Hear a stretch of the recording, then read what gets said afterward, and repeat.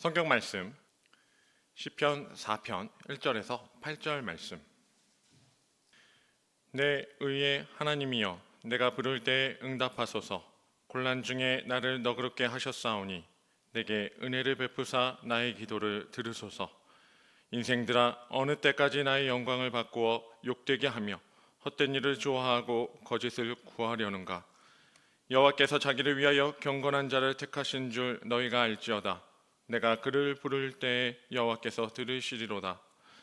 너희는 떨며 범죄하지 말지어다. 자리에 누워 심중에 말하고 잠잠할지어다.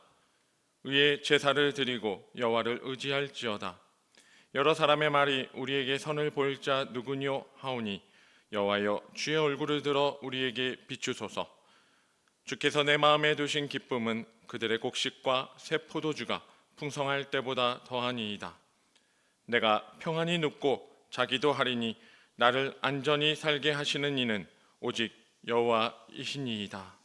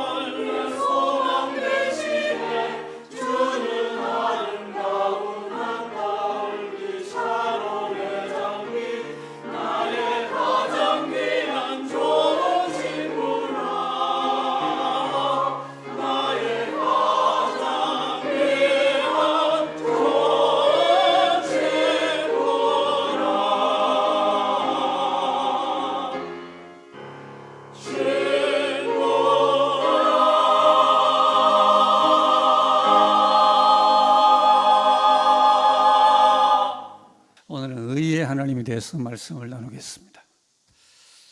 신앙인인 우리가 하나님의 이름을 자주 부릅니다. 기도할 때도 부르고 우리가 찬양할 때 부릅니다. 그런데 신자가 하나님의 이름을 부른다는 건 참 여러모로 중요한 것입니다. 우리 신자가 하나님을 그의 성으로 호칭을 한다는 것은 신앙 고백자의 신앙과 삶 전체를 담고 있는 것이기 때문입니다. 구약의 예레미야는 하나님의 이름을 특별하게 우리에게 소개를 해주고 있습니다. 당시에 유다의 왕들이 의를 버리고서 선정을 베풀지 못하는 가운데서 선지자 예레미야가 하나님의 이름을 선포를 했어요. 그 예레미야가 선포한 이름은 여호와 시드게누라고 하는 조금 생소한 이름입니다만, 이 여호와 시드게누라는 이 말은 당시에 그 왕의 이름이 발음이 비슷한 시드기야였어요. 그 시드기야의 이름의 뜻은 여호와는 나의 의라는 뜻이에요. 근데 시드기야가 그런 왕이 아니었죠. 이름에 맞지 아니하게 타락한 왕이었습니다. 예레미야는 이 나의를 우리의로 바꾸었어요. 그래서 여호와 시드게누라는 이름은 여호와는 우리의 의이시다, 그런 뜻의 말입니다. 여호와는 우리의 의이다, 그런 선포처럼 우리가 하나님을 늘 깨달은 마음으로 그 성호를 부르는 게 중요하죠. 오늘 이 본문에 바로 이 성호와 연결되는 하나님의 이름을 이제는 다윗이 부르고 있어요. 1절에 우리가 읽었습니다. 내 의의 하나님이여 그랬어요. 이 다윗이 호칭하는 이 의의 하나님이 예레미야가 소개했던 그 의의 하나님과 연결되고 있는 성호가 되겠습니다.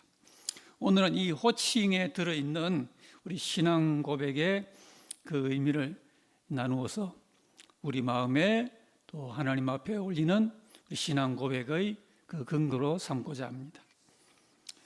이 내 의의 하나님이란 다윗이 또한 성경 가운데서 하나님의 성호로 우리에게 소개해 주는 다윗의 신앙 고백적 성호였습니다. 의의 하나님이란 말은 엘로헤 제테크라는 그런 히브리어인데요, 역시 하나님의 하나의 이름이에요. 의의 하나님, 특별히 의를 강조한 그런 성호죠. 이 의의 하나님, 엘로헤 제테크라고 하는 이 하나님의 성호는 여러 의미를 갖고 있습니다. 내 모든 의의 근원과 기초가 되신다, 그런 뜻이 있어요. 의가 뭔지 현대인들은 헷갈려하고 있어요.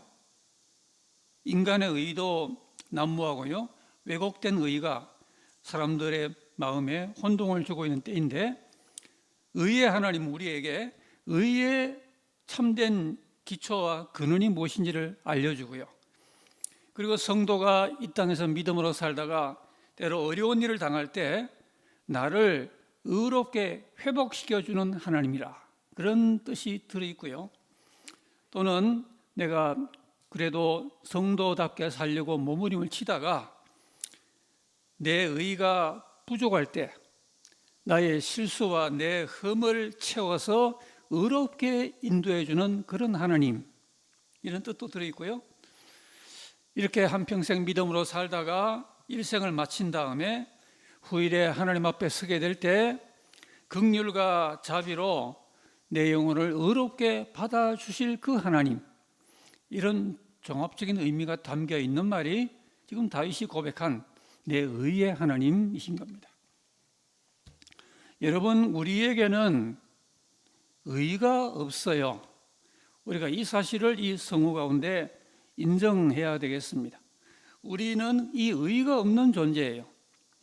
때로 우리는 내가 조금 남보다 착한 것 같고 다른 사람보다 조금 통찰력을 가진 것 같으면 상당히 내가 옳은 것인 것처럼 나에게 나의 의를 강조하는 그런 모습도 없지 않은데요. 이사야는 이렇게 말을 합니다. 대저 우리는 다 부정한 자 같아서 우리 의는 다 더러운 옷 같다 그랬습니다. 인간이 자기가 옳다고 내세우지만 그 의는 더러운 옷 같다는 거예요. 우리가 하나님 앞에 무슨 내가 옳다고 머리를 들겠습니까? 바울은 빌립보서에서 내가 가진 의는 율법에서 난 것이 아니요 오직 그리스도를 믿음으로 말미암은 것이니 곧 믿음으로 하나님께로서 난 의라. 사도 바울이 거듭난 후에 자기 속에 발견된 그 의는 자기 의가 아니고 믿음으로 말미암아 하나님으로부터 난 의라고 했습니다. 이게 복음으로 깨달은 신앙 고백자의 재발견이죠. 찬송가 252장 우리가 설교에도 함께 부를 찬송인데요. 나의 의는 이것뿐 예수의 피밖에 없네. 그러지 않습니까? 여러분 정말 우리가 이 가사처럼 고백을 하고 있습니까? 내가 옳다고 내가 그래도 낫다고 내세우지 않고 나의 의는 이것뿐 예수의 피밖에 없다고 우리가 이렇게 고백할 수밖에 없습니다. 신자는 이러기 때문에 자기 의를 내세우지 아니하고 예수 그리스도의 의를 언제나 앞세우는 이런 신앙 고백자이죠. 한 가정과 나라의 부강함과 또 지식과 발전이 필요해도요, 그 기초는 의가 되어야 됩니다. 조금 발전이 더뎌도 나라에 의가 있으면 복되게 섭니다. 그러나 조급하게 눈에 보이는 가치를 앞세우다가 의가 무너지면 나라든 정권이든 다 위험해집니다. 로마가 망한 원인도요, 의의 퇴조의 원인이 있었고요. 현대의 선진국들도 여러모로 발전하여 앞서가지만 공의가 퇴조하면 정권만이 아니라 나라 전체와 문명 전체가 기울어집니다. 선진국에 올라선 우리나라 너무 감사한 하나님 은혜죠. 그러나 이런 현실만 보고 흐뭇해하고 있는 우리나라도 예외가 아니에요. 정치와 법조계와 재계와 사회 각계에 의의 횃불이 타올라야 됩니다. 교회는 이 하나님의 참된 의를 선포하고 회복받기 위한 강력한 책임 있는 곳이 교회예요. 우리가 무너지면 나라가 무너지는 거예요. 사회가 붕괴하는 거예요. 그러므로 이 의를 위해서 하나님 앞에 그리고 말씀 앞에 나와서 성도는 이 의가 무엇인지 더 배워야 합니다. 여러분, 산상수훈의 주제가 뭡니까? 태간 백성들이 의를 놓치고 왜곡되고 부패하여져 갈 때 주님은 입을 열어서 공생의 그 초기에 급히 선언하신 의의 가르침이 산상수훈이었습니다. 너희는 먼저, 마태복음 6장 33절이죠. 너희는 먼저 그의 나라와 그의 의를 구하라. 산상수훈의 테마이면서도 우리 주님의 복음의 중심 테마요, 온 성경의 테마입니다. 또 순서가 있어요. 나중할 것 나중으로 좀 제쳐놓고 성도라면 너희는 먼저 그의 나라와 그의 의를 구하라. 나라와 의가 우리의 급선무이며 우선순위라고 하는 것입니다.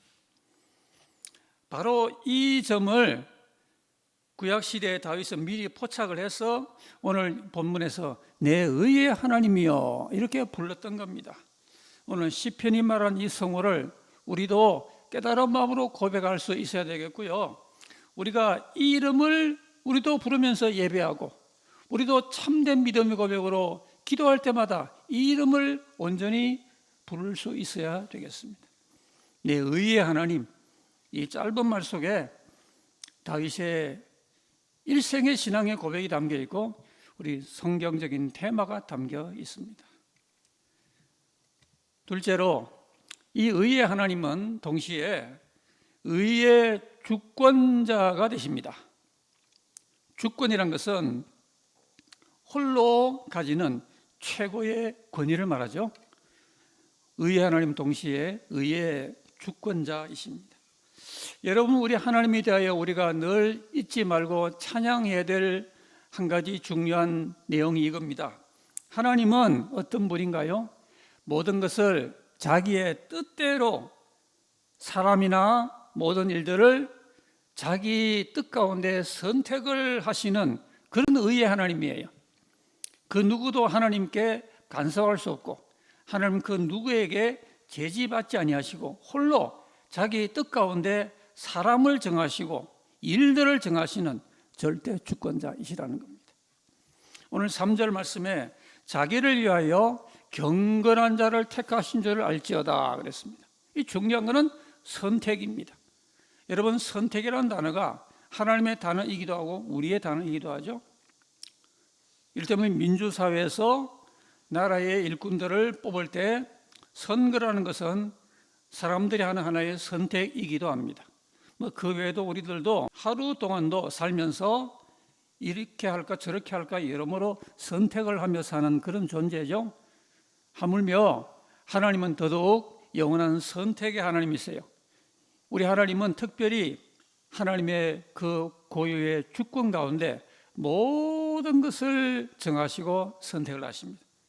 그래서 하나님은 누구를 택하신다고요? 경건한 자를 택하신다라고 3절에 말씀하는 거예요.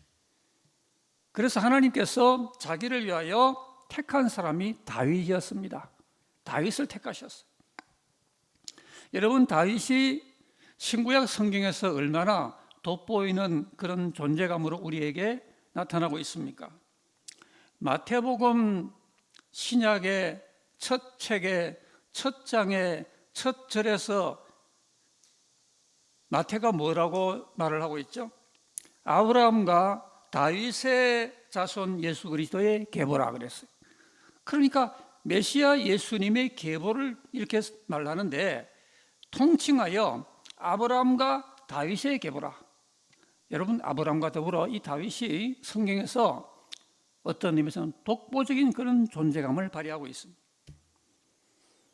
메시아의 왕권을 두고 그 누구의 이름도 아니고 다윗의 왕권이라고 그렇게 말합니다. 누가복음 1장에 그 조상 다윗의 위를 저에게 주시니, 그러니까 메시아의 나라가 상징적으로 다윗의 왕권이라고 그런 이 다윗의 이름을 통칭으로 주셨단 말이죠. 하나님이 다윗을 얼마나 귀한 존재로 그렇게 인정하시는 것인지를 기록된 말씀을 통하여 알 수가 있습니다. 왜 구약의 흐다 믿음의 위인들을 다 놔두고 왜 다윗이라고 했을까요? 다윗도 분명히 우리가 알기로 흠없는 사람이 아니었어요. 그렇지만 하나님은 다윗의 실수, 다윗의 심지어 죄악, 다윗의 이 흠이 되는 점들을 영원히 기억지 아니하신다 그랬습니다. 시편 103편 8절 9절에 여호와 하나님은 긍휼이 많으셔서 영원히 노하지 아니하신다. 하나님은 다윗을 때로 징계도 했지만 그러나 다윗을 마음에 그렇게 깊이 두시고 영원히 노하지 아니하시고 그의 흠과 점들을 영원히 기억지 아니하셨습니다. 반면에 다윗이 살면서 의를 배우고 묵상하고요, 의의 길로 인도를 받고 의를 계속 추구하던 그 평생의 믿음을 하나님은 인정하시고 기뻐하셨습니다. 사도행전 13장에 보면은 하나님은 다윗을 특별히 이런 정도로 절친한 관계로 표현을 하셔요. 내가 이새의 아들 다윗을 만나니 내 마음에 맞는 사람이라 내 뜻을 다 이루리라. 인간관계에 들어 그런 일이 있는지 모르겠습니다. 어떤 사람을 내가 만날 때 처음부터 마음에 들어요. 그래서 내가 이 사람과 사업도 동업을 하고 뭔가 일을 상당히 같이 해나가기에 썩 좋은 사람이다. 그런 마음에 드는 느낌이 올 때가 있을 수가 있죠. 근데 하나님이 아예 다윗을 처음 만날 때 처음부터 딱 보시니까 마음에 탁 드는 거예요. 그래서 내 마음에 든다. 내 뜻을 다 이루겠다. 굉장한 호칭과 더불어서 그런 표현을 주신 겁니다. 하나님은 다윗을 마음에 들어 하셨고요, 다윗도 하나님을 사모하고 경외했습니다. 시편 73편에 하늘에서는 주 외에 누가 내게 있으리요, 땅에서는 주밖에 나의 사모할 자 없나이다. 이런 절절히 사모하는 고백이 다윗 외에 누가 우리에게 이런 정도의 시상을 보여주고 있습니까? 그래서 하나님은 다윗을 의로운 사람이라, 내 마음에 맞는 사람이라 인정하고 선언을 했습니다. 훌륭하다. 나는 이런 사람을 좋아한다. 내 마음에 맞는 사람이다. 나는 이런 사람을 통하여 내 뜻을 이루겠다 라고 점 찍어 주신 대표적인 인물이 다윗이었습니다. 은혜죠. 다윗의 한평생에 우리도 알만한 그런 몇 가지 흠들이 있음에도 불구하고 하나님이 마음에 들어 하신 거예요. 하나님이 좋다 그렇게 말씀하신 거예요. 다윗의 의는 은혜의 의였습니다. 이 은혜가 얼마나 행복한지, 다윗은 하나님이 왜 자기를 그렇게 좋아하시는지, 왜 자기를 마음에 들어 하시는지 이유를 몰랐지만 하나님과 다윗은 그런 깊은 관계였습니다. 너무 행복해서 다윗은 이렇게 고백을 하죠. 일한 것도 없이 하나님께 의로 여기심을 받는 사람의 행복에 대하여 다윗이 말한 바, 불법의 사함을 받고 죄가 가리워짐을 받는 사람들은 복이 있고 주께서 그 죄를 인정하지 아니하실 사람은 복이 있도다. 하나님은 다윗을 이렇게 의롭다라고 선언하시고 인정하시고 말씀 가운데 두고두고 그를 높이셨습니다. 중요한 것은 내 한평생의 삶에 주를 이루는 게 뭔가라는 말입니다.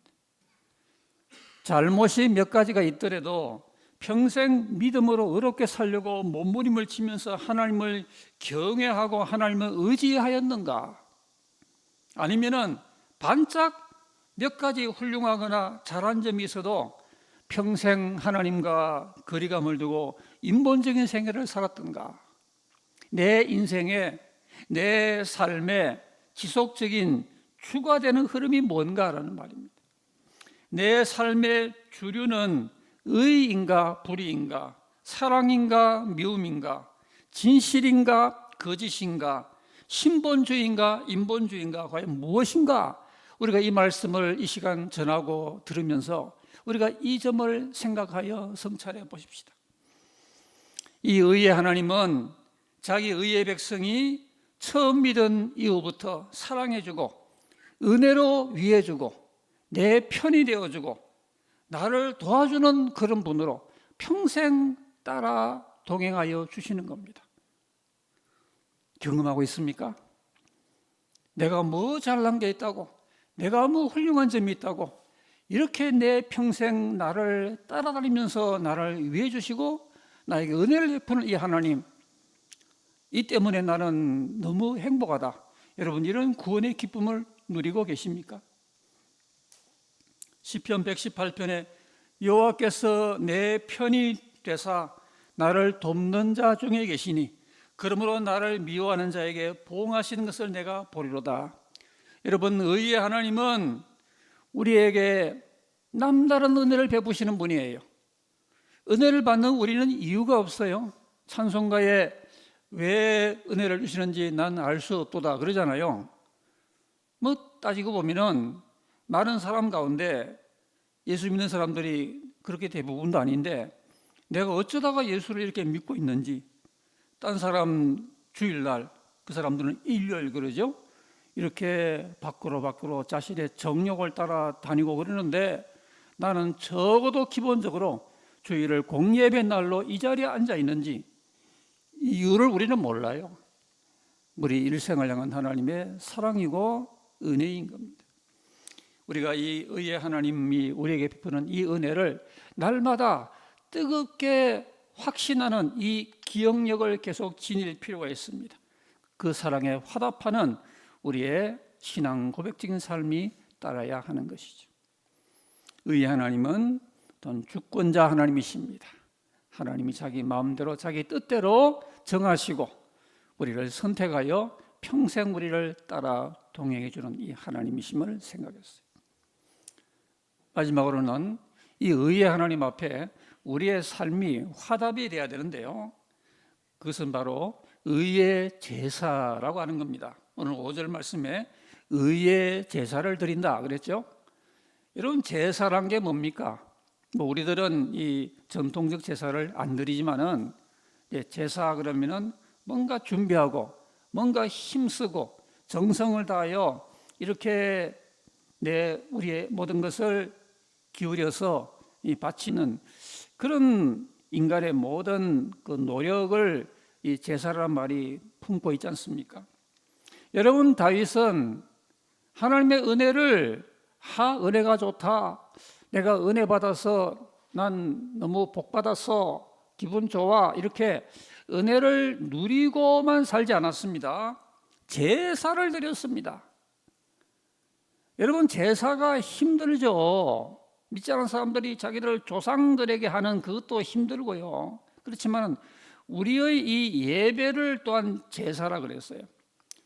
더군다나 이렇게 예배 때 예전적으로 드리는 이것만 말고 우리의 삶이 제사가 되어야 될 정도니까 이게 힘이 들지 않겠어요? 예수 믿는다는 건 힘든 거예요. 힘이 안 드는 신앙은 죄송하지만 가짜일 수 있습니다. 성경 말씀에 하나님을 힘을 다하고 뜻을 다하고 성품을 다하고 지혜를 다하고 목숨을 다하여 사랑하려는데 예배도 순종도 힘이 안 들어요. 그게 진짜일까요? 저와 여러분의 삶은 의의 하나님 앞에 힘이 드는 제사하는 삶에 대한 로마서 12장 1절이 말하고 있지 않습니까? 너희 몸을 하나님이 기뻐하시는 거룩한 산제사, 산제물이 되게 몸을 드리란 말은 우리의 삶을 그렇게 살란 말이죠. 다윗은 참 전심으로 살았어요. 다윗의 마음은 늘 하나님께 전심이 기울여졌습니다. 이 전심이라는 말은 레바브라는 말인데 하나님께 중심이 완전히 향해 있는 걸 뜻합니다. 목동 시절부터 하나님을 경외했고요, 어떤 상황에도 하나님만 의지하고 담대했습니다. 목동으로서 양들을 치다가 사자를 만나도 하나님을 전심으로 의지했어요. 도망가거나 도망먹거나 그러지 않았어요. 또 한 가지는 겸손한 종의 마음으로 화답을 했습니다. 하나님께서는 이새의 여러 아들 가운데 가장 미약한 막내인 다윗을 택하셨어요. 다윗은 들판에서 양을 치면서 섬기는 겸손함 가운데 성장했고요, 나중에 왕이 된 다음에도 그런 겸손이 이어져서 하나님 앞에 그리고 사람들 앞에 스스로 낮추는 그런 왕으로 살았습니다. 겸손히 제사를 드리는 거예요. 또 한 가지는 성실함과 정직한 마음의 제사를 드렸습니다. 다윗이 마음의 성실함과 그 손의 공교함으로 이렇게 말했는데요, 백성을 인도를 할 때 그렇게 했단 말입니다.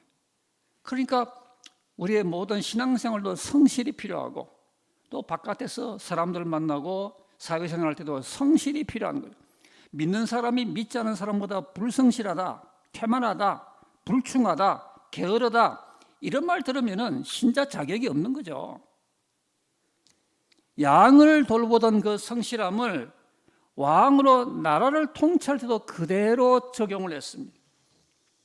힘들고 수고스러워도 수고가 되고 힘이 들어야 그래야 제사인 거예요. 또 한 가지는 하나님 뜻을 분별하고 순종하는 태도로 제사적 삶을 살았어요. 참 하나님의 뜻을 늘 앞세운다는 거, 이게 쉬운 것 같지만은 이게 제사하는 마음이 아니면 가능하지가 않죠. 사실은 사울은 다윗을 죽이려고 했잖아요. 그러나 사울을 오히려 복수하여 죽일 수 있는 기회가 2번 있었지만은 여호와의 기름 부음 받은 자를 치지 않았어요. 하나님의 뜻을 정확히 분별하려고 했고 자신의 뜻과 감정보다 하나님의 주권을 우선시했습니다. 하나님의 뜻을 앞세우는 이러한 삶이 제사하는 삶이죠. 그리고는 또 죄를 지었을 때 회개가 진실하고 신속했습니다. 바세바의 그 사건은 다윗에게 한평생의 흠이었던 큰 죄였죠.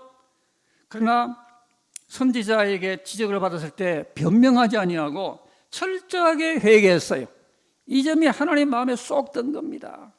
죄를 지어놓고 아닌 채 하는 게 아니라 지은 죄는 그대로 이실직고하고 하나님께 완전히 낮추는 이러한 온전한 통에 자복하는 마음이 늘 하나님이 인정하는 마음입니다.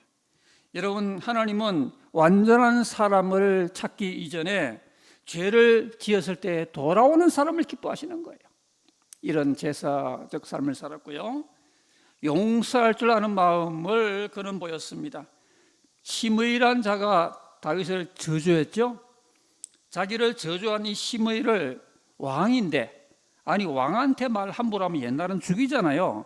근데 그 시므이를 죽이지 않고 용서합니다. 보복하는 심리가 아니라 하나님의 판단과 긍휼을 신뢰했어요. 이런 관용하는 마음이 이게 의로운 마음인데요. 자기에 대해서는 철저하더라도 남에 대해서는 관용하고 좀 너그러운 이런 마음, 또 용서하는 마음, 이것이 요즘 한국 사회, 특별히 정치인들에게 얼마나 필요한지 모르겠습니다.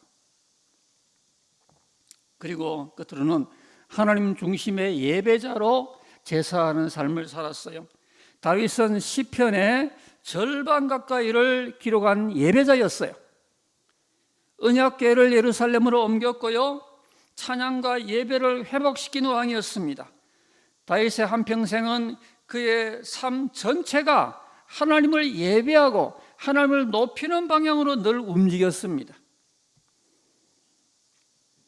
하나님은 의의 하나님이라고 찬양만 하고 그치면 되겠습니까? 내 삶이 제사적 삶으로 따라가고 화답되어야 되겠죠. 오늘 이 세상은 무엇보다 의의가 없습니다. 물질은 풍부할 수 있어요. 문명은 발전해요. 난데없이 AI가 또 하나의 어떤 인간 비슷한 실체로 등장을 하고 오늘날의 패러다임을 바꾸고 있어요. 이렇게 급변하는 이런 시대고 모든 게 편한 것 같지만은 현대로 갈수록 실종되고 있는 게 의입니다. 그러니까 하나님께서 예수님 재림할 때 믿음을 보겠느냐라고 하는 거예요. 베드로후서 3장에서는 우리는 그의 약속대로 의가 거하는 새 하늘과 새 땅을 바라본다 그랬습니다. 우리가 소망하는 그 나라 새 하늘 새 땅은 뭐가 거한다고요? 의가 거하는 나라예요. 거기는 뿌리가 없고 거기에는 죄악이 조금도 없는 의의 나라란 말입니다. 베드로는 우리는 의가 거하는 새 하늘 새 땅을 바라보도다 그랬어요. 종말에 그 나라에 들어가는 백성도 의의 백성들이 들어갈 것입니다. 우리가 하나님을 의의 하나님으로 고백하시면서 내가 입고 있는 옷이 혹시 세상에 뒹굴다가 더러워진 누추한 새 속의 옷을 걸치고 있는 건 아닌지, 아무리 프랑스에서 제일로 유행하는 번쩍거리는 새 패션의 비싼 옷을 입고 있더라도 새 속에 때가 묻어 있으면 하나님은 그 옷을 인정하지 아니하십니다. 요한계시록이 인정하는 하나님의 그 성도에 합당한 옷은 깨끗한 세마포시라 그랬습니다.